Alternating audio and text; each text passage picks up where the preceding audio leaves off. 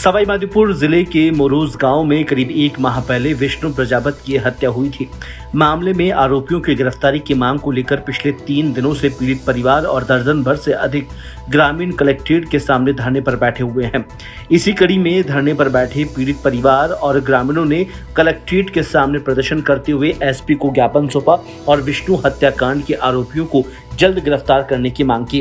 प्रजापत समाज के राष्ट्रीय अध्यक्ष नारायण प्रजापत ने बताया कि करीब एक माह पूर्व एक नाबालिग के साथ दुष्कर्म की घटना हुई थी, जिसे लेकर पीड़ित पक्ष की ओर से आरोपियों के खिलाफ थाने में मुकदमा दर्ज कराया गया था। आरोपियों ने नाराज होकर नाबालिग के चाचा की हत्या कर दी। हत्या की घटना को 1 माह से अधिक हो चुका है और आरोपी अभी भी खुलेआम घूम रहे हैं। को लेकर क्या आप बताऊं? सर, अभी तक शून्य कार्रवाई है। रात को उच्च अधिकारी हमारे पास आए थे। हमारा जो पैदल मार्च का प्रोग्राम था, उन्होंने रिक्वेस्ट की है कि भाई 5-7 दिन आप पैदल मार्च ना करके यही धरने पर बैठे। तो हम तो शासन प्रशासन की मदद करने वाले लोग हैं, उनकी बात हमने मान ली है। हमने हमारी प्रोग्राम को 29 तारीख को तय किया कि नंगे पैर यहाँ से डीजीपी ऑफिस के पास जाकर के भूख हड़ताल करेंगे। मामला क्या था? कुछ मामला एक नाबालिग बच्ची, 12 वर्ष की बच्ची, जिसकी अब कानूनन तो हमें नाम लेने की इजाज़त नहीं है, उस बच्ची का बलात्कार करना, उसकी रिपोर्ट थाने में देने के बाद उसके चाचा की हत्या कर देना, हत्या करने के बाद फिर ऐलान या धमकी देना फेसबुक पर कि अब तेरी बारी है। यानी अगर हम लोग संघर्ष कर रहे हैं, उनको भी मरने का डर है। तो इस प्रकार का जो जघन्य अपराध हुआ ना सवाई माधोपुर में, ये सवाई माधोपुर की पूरी पुलिस के मुंह पर थप्पड़ है और आम जनता के मुंह पर भी थप्पड़ है। इसलिए हम लोग संघर्ष कर रहे हैं। बस हमारी तो एक ही मांग है, आरोपी को गिरफ्तार करो।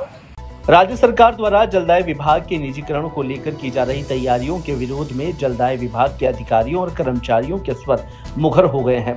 राज्य सरकार द्वारा जलदाय विभाग के निजीकरण के फैसले के विरोध में सवाई माधोपुर में आज जलदाय विभाग के अधिकारी और कर्मचारी सड़कों पर उतरे और जलदाय विभाग के कार्यालय से कलेक्ट्रेट तक मार्च निकाला। कलेक्ट्रेट के समक्ष प्रदर्शन कर मुख्यमंत्री के नाम जिला कलेक्टर को ज्ञापन सौंपा। जलदाय विभाग अधिकारी कर्मचारियों ने ज्ञापन के माध्यम से बताया कि राजस्थान सरकार जलदाय विभाग को निजी हाथों में सौंपने की तैयारी कर रही है, जो किसी भी लिहाज से ठीक नहीं है। उनका कहना है कि सरकार द्वारा जलदाय विभाग का निजीकरण करने से जलदाय विभाग के अधिकारी और कर्मचारियों के साथ ही उपभोक्ताओं के हित में भी नहीं है। निजीकरण से जहां विभागीय अधिकारी कर्मचारियों के लिए परेशानी बढ़ेगी, वहीं उपभोक्ताओं को भी परेशानी का सामना करना पड़ेगा। उपभोक्ताओं के बिलों में भी बढ़ोतरी होगी और उपभोक्ताओं को आर्थिक संकट का सामना भी करना पड़ेगा। मामला ये है कि पूरा पीएचडी मतलब जलदाय विभाग है, उसको सरकार एक तरह से निजी हाथों में सौंपने की प्लानिंग कर चुकी है। सरकार ने RWSS जो Rajasthan water supply and sewerage corporation limited है, जो 1979 में बना था, उससे ऋण लिया था। JJM जो जल जीवन मिशन चला था, उसको लेके उस ऋण को चुकाने के लिए पूरे जलदाय विभाग को निजी हाथों में सौंपने के लिए सरकार तैयारी कर चुकी है। इसमें जो भी होगा, मतलब वाटर का बिल वगैरह जो भी अभी कंज्यूमर को पे करना रहता है, वो उनकी दरें भी बढ़ने की संभावना है। इसलिए ये कर्मचारी के हित में भी नहीं है, प्लस पेयजल से जुड़ी हुई जो जनता है, जिसका अभी वर्तमान में पानी का उपयोग जो उपभोक्ता कर रहे हैं, उनके हित में भी ये फैसला नहीं है। इसके विरोध में सारा जलदाय परिवार जो जिला सवाई माधोपुर का है, वो इसके विरोध में जालोर मुख्यालय से करीब 12 किलोमीटर दूर स्थित राजकीय प्राथमिक विद्यालय पहाड़पुरा में स्कूल खुलने के 23 दिन गुजर गए, फिर भी गणित की कॉपियां खाली पड़ी है। दरअसल टीचर्स को पढ़ाने के लिए यहां समय तक नहीं है, जिससे बच्चों का भविष्य अब खराब होने के कगार पर है। राजकीय प्राथमिक विद्यालय की बड़ी लापरवाही सामने आई है, जहां पर बताया गया कि विद्यालय खुलने के बाद आज तक कक्षा 8वीं को गणित का पीरियड नहीं दिया गया है, जबकि ग्रामीणों ने बताया कि बच्चों को गणित के विषय में कुछ भी नहीं आता, जिससे उच्च अधिकारियों को कहने के बावजूद भी कोई कार्रवाई नहीं की गई है। वहीं ग्रामीणों ने भी चेतावनी दी कि अगर स्कूल में गणित का पीरियड नहीं लगाया गया तो स्कूल के बाहर आकर प्रदर्शन करेंगे। सवाई माधोपुर जिले के रवाजना डूंगर थाना क्षेत्र में कुस्ताला के नजदीक लालसोट कोटा मेगा हाईवे स्थित होटल राम श्याम के पास एक युवक का संदिग्ध अवस्था में सड़क पर शव पड़ा मिला था, जिस पर स्थानीय लोगों की सूचना पर थाना पुलिस मौके पर पहुंची और शव को कब्जे में लिया अस्पताल की मॉर्चरी में रखवाया है। घटना विगत रात करीब 2:30 बजे की बताई जा रही है, जहां पर थानाधिकारी के मुताबिक रात करीब 2:30 बजे ग्रामीणों द्वारा होटल रामश्याम के पास एक युवक का शव सड़क पर किनारे पड़ा मिला, जिसकी सूचना पर पुलिस मौके पर पहुंची और duty officer ASI Bachchu Singh के नेतृत्व में मौके पर पहुंची। शव को अपने कब्जे में लेकर जिला अस्पताल की मोर्चरी में रखवाया। शव की शिनाख्त शिवपाल सिंह के रूप में हुई है। शव पर धारदार हथियार की चोट के निशान मिले हैं, जिसके चलते प्रथम दृष्टया मामला हत्या से जुड़ा हुआ प्रतीत हो रहा है। मृतक के परिजनों ने भी हत्या की आशंका व्यक्त की है। ये फोन आया था हमारे पास, तो ये रात को चिल्ला रहे थे लोग। कौन चिल्ला रहा था?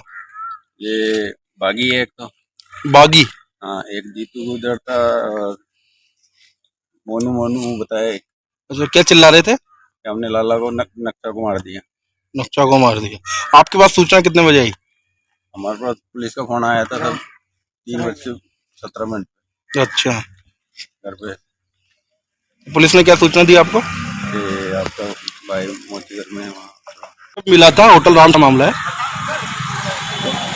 रात 2:15 बजे के आसपास किसी व्यक्ति ने पुलिस को सूचना दी थाना रवाजना डूंगर को कि एक व्यक्ति की लाश रामश्याम होटल के सामने पड़ी है, जिस पर एएसआई बच्चू सिंह जो रात में गश्त पर थे वो मौके पहुंचे, क्योंकि डेड बॉडी की शिनाख्त नहीं हुई थी।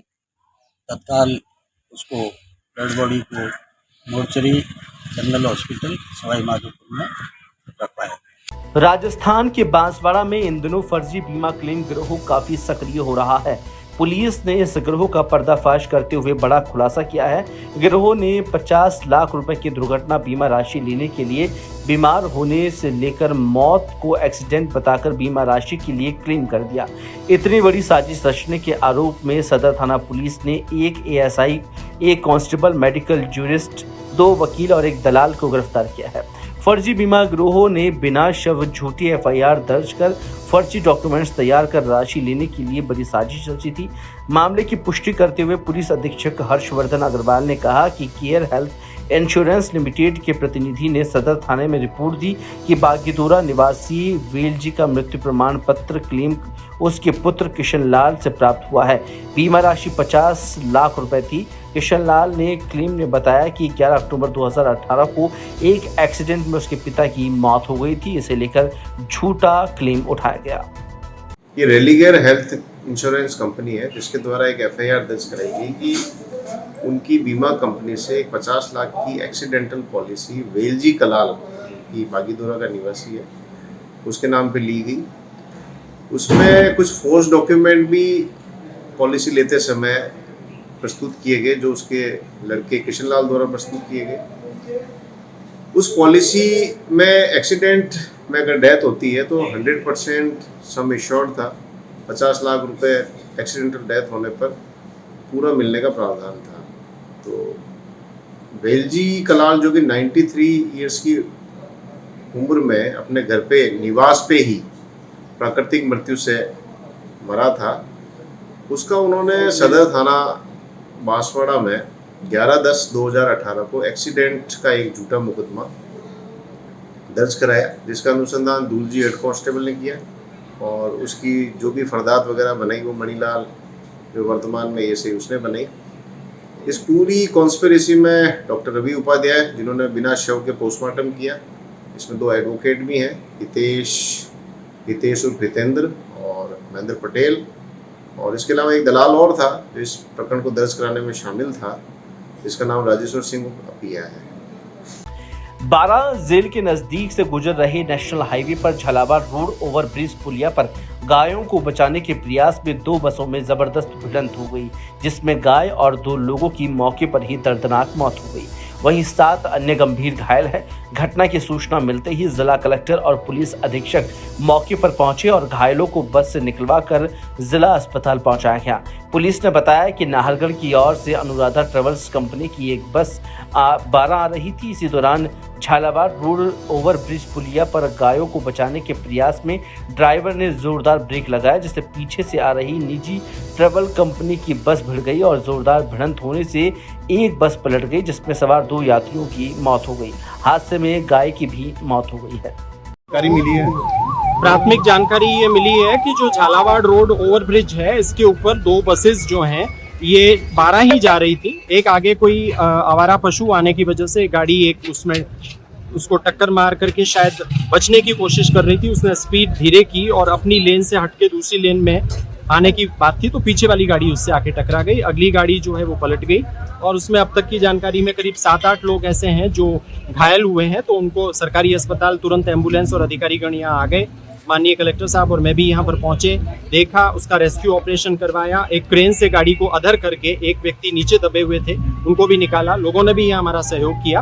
तो अभी इस रास्ते को खुलवाया जा रहा है। जो मजरूब है उनकी सही इलाज हो सके इसको देखा जाए। कितने कैजुअल्टी अब तक जो जानकारी है उसके मुताबिक 2 कैजुअल्टीज की बात है। जैसा कि आपको पता है कि मैं और एसपी साहब हम ये लोग जो सड़क सुरक्षा समिति उसके मेंबर भी हैं और इस पर हम लगातार कार्रवाई कर रहे हैं। एक बार जांच में आ जाए कि क्योंकि आई रेड की टीम है वो भी मौके पे आ चुकी है, जो NIC का सॉफ्टवेयर उसमें इसकी एंट्री भी करी जाएगी और देखा जाएगा कि कारण क्या है। कोशिश ये रहेगी कि दोबारा से ऐसी कोई पुनरावृत्ति इस चीज की ना हो। राजस्थान के राजसमंद जिले में जल जीवन मिशन भ्रष्टाचार के आरोपों से घिर रहा है, जहां 111 करोड़ रुपए की लागत से बन रही हर घर नल योजना के तहत नाथद्वारा विधानसभा क्षेत्र के कई गांवों में योजना का काम अटका हुआ है। जनवरी 2024 में पूरा होने वाली योजना अभी तक अधूरी है। आरोप है कि विभागीय अधिकारी और ठेकेदार मिलकर योजना में घोटाला कर रहे हैं।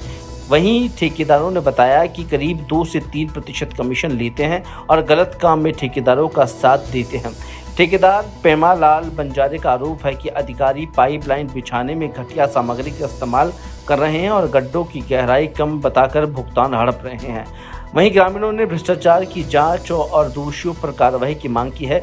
जल जीवन मिशन का लक्ष्य 2024 तक देश के हर घर जल पहुंचाने का था।